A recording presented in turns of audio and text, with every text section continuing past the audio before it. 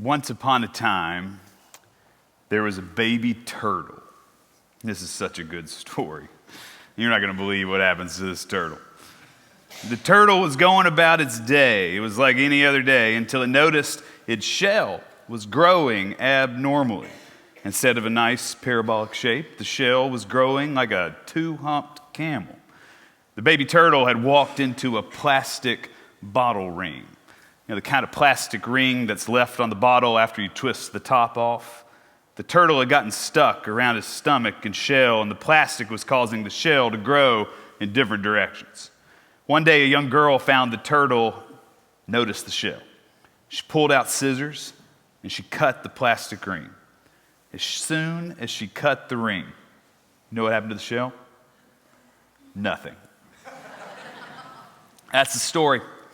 It's fantastic. Nothing happens to the shell, except, I will tell you what happens. The turtle goes on with its life, and so does the girl. No sudden change in either the girl, no sudden change in the turtle. It's as if nothing happened in the moment, and they just both go on with their day. Now, I tell you this parable because it's an important lesson. It has everything to do with mercy. Now, something actually did happen that day, and you just can't see it in the moment. But when the girl cuts the plastic ring, she sets the turtle free.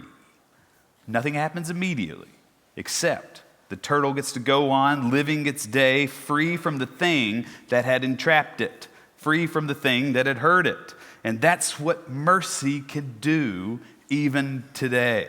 I mean, imagine if the girl saw the turtle and thought, I could help, but then she doesn't, and she just goes on living her life.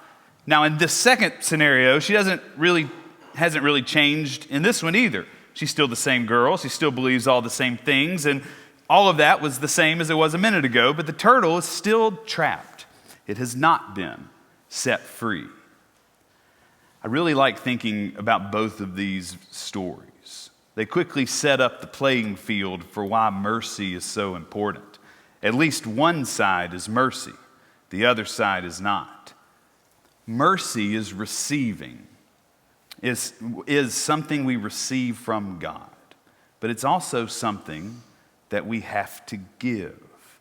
Today's sermon is about the second part. Last week was the first part. Mercy is expected for us to give. We should be people who offer mercy. Mercy, seeing the turtle, being moved by the plight, having the resources available to fix the situation and using them. That's mercy. It sees something. It's moved by what it sees and then chooses to enact on what it sees. And that's the rubric. It is crucial for understanding Scripture as well. I just want to read the last three verses that Christian read. Here's James 2:14-17. All right, it's 4 verses. Sorry. What good is it, my brothers and sisters, if you say you have faith and do not have works? Can faith save you? If a brother or sister is naked and lacks daily food, and one of you says to them, go in peace, keep warm, eat your fill, and yet you do not supply their bodily needs, what good is that? So faith by itself, it has no works, is dead. That is powerful. Our faith is going to be worth anything. It has got to be put to work. It must do. I mean, faith without doing, faith without works, it is pointless, lifeless, it is dead.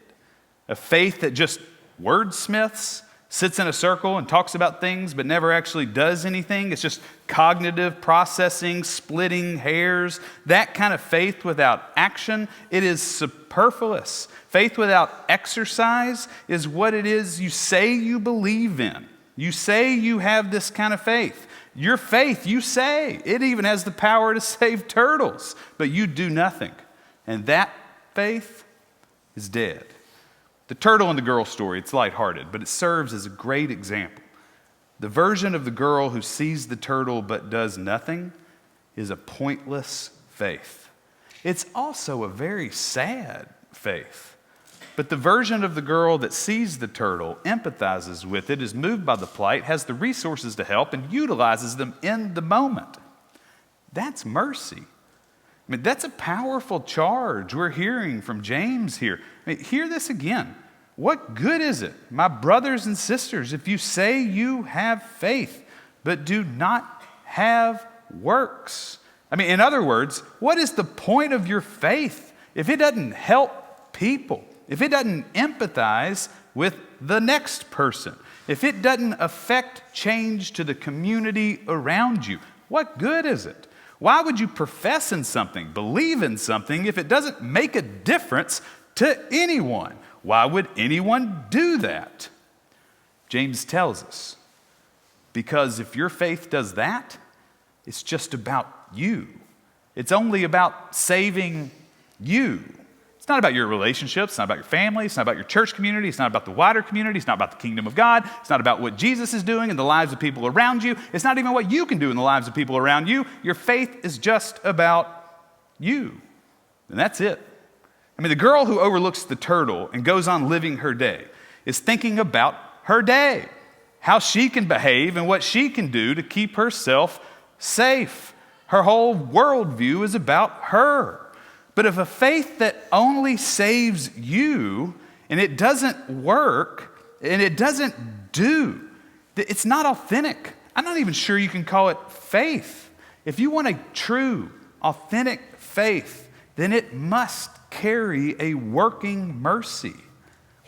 And here's how you get it. First, you have to be able to see where the other person is struggling. You have to have eyes to see their plight. You have to notice the downtrodden. Then you have to have and feel for those, empathize with them as you would yourself if you're in that situation. I mean, James is certain here. Our souls must be moved by others' plight. So 1, recognize others. 2, be moved by their plight. And 3, you have to use the resources you have to help the situation. Look at verses 15 and 17. If a brother or sister is naked and lacks daily food, and one of you says to them, go in peace, keep warm, eat your fill, yet you don't supply what they need for their bodily needs, what good is that?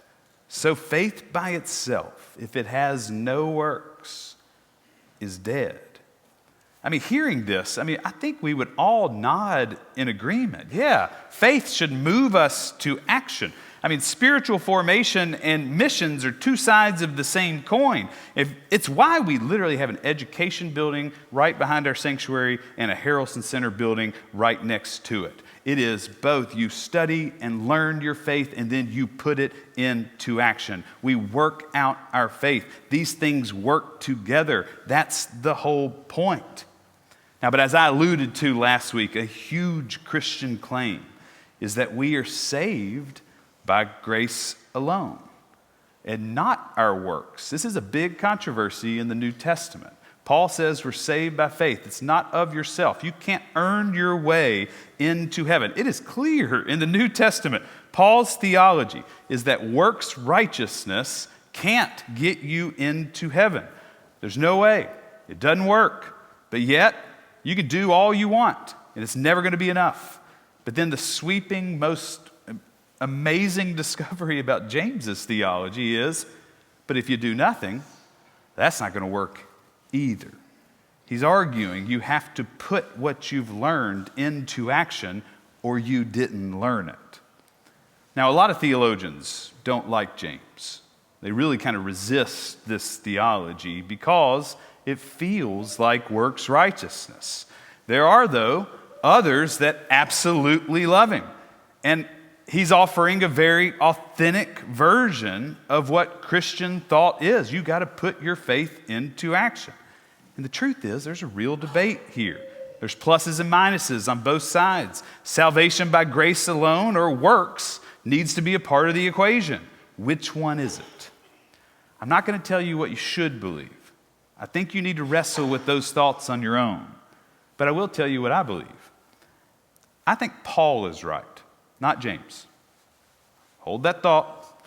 We are definitely saved by faith, not of ourselves. We will never be able individually to do enough good to earn a place in heaven. There is absolutely no quid pro quo when it comes to God. But here's what I also think, and I'm just going to throw this out there.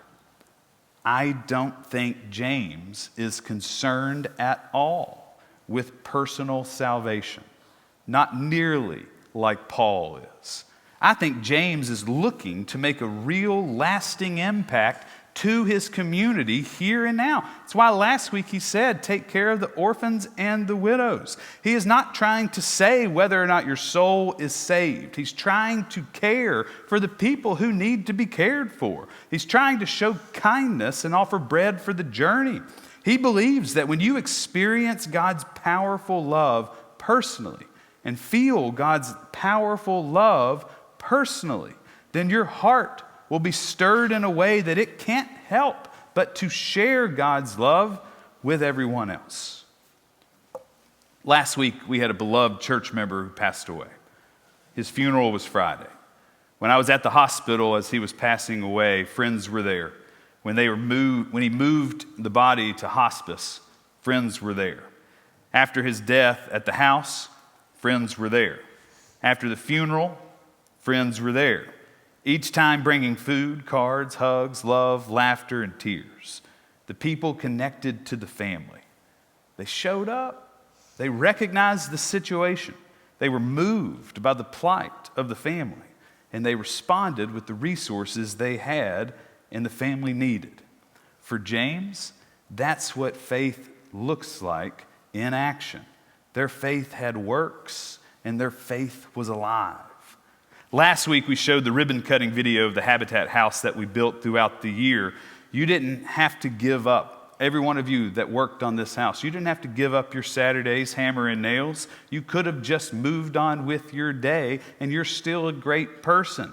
But you chose to recognize the situation. You were moved by the plight and the work of what Habitat does, and you responded with the ability to help as you had to help it. For James, this is what faith looks like in action. I mean, this summer we collected hundreds and hundreds of school donations to Alderman Elementary. You didn't have to drive across Target to buy extra and put extra expenses in your online shopping cart, but you did it because you recognized the situation. You were moved by the plight of what it's like for families to gear up for school, and you responded with the resources that you needed. That's what we call a faith that is alive. This month, we're turning our attention to the free dental clinic here in town. We're going to tell this story next week, but a lot of you know it. They have been giving free emergency dental care to the people in this community for the last 30 years. Local dentists and hygienists giving up their extra time. They don't get paid for this, using their resources to help those who have dental needs. They just moved into a new building. They're starting over from scratch. And some very good people at First Baptist recognizes the situation, are moved by the plight of this organization, and we are responding with the resources they need right now. For James, this is what faith in action looks like. These are all quick examples, but they're not small. They matter. What we do for others in this life, it matters immensely. And this kind of faith is on display over and over and over again in all of our pockets of church. I'm very proud of the way that we notice situations, are moved by their plight, and respond with the resources we have. Any other kind of faith is dead. But when we live into this acting faith, this working mercy, it sets all of us free.